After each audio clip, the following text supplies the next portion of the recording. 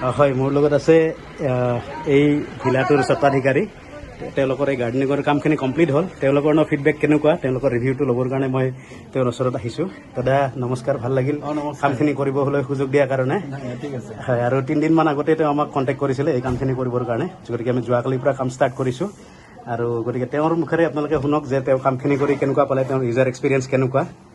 আমি মানে home sweet home কমপ্লেক্সৰ 26 number ৰুমৰ বাসিন্দা। আমি যেতিয়া ইয়াত বেছি দিন হোৱা নাই আহিবলৈ, ডেৰমাহমান হ'ল, আমি দেখিলোঁ যে আমাৰ লনখন খুব বেয়া হৈ আছিল। তাত ৱাইল্ড গ্ৰাছ মানে যিটো ধানৰ দৰে মানে শিপা বহুত গছ হয়। আৰু আমি মনজিৎ গোস্বামী তেখেতসকলৰ ফাৰ্মৰ লগত কণ্টেক্ট কৰি গ্ৰীণ ভেলী যিটো নাৰ্চাৰী, আৰু তেখেতসকলে আহি যোৱাকালিৰ পৰা গোটেই আগৰ পুৰণা গ্ৰাছখিনি পূৰা আপৰুটিং কৰিলে।